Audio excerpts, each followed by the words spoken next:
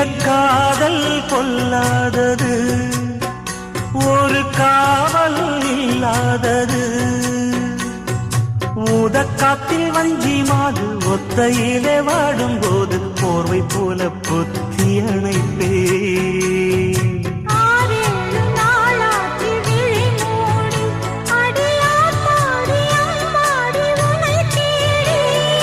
நீதானே மானே என் இளஞ்சோடி, உனை நீங்காது என்றும் என் உயிர் நாடி.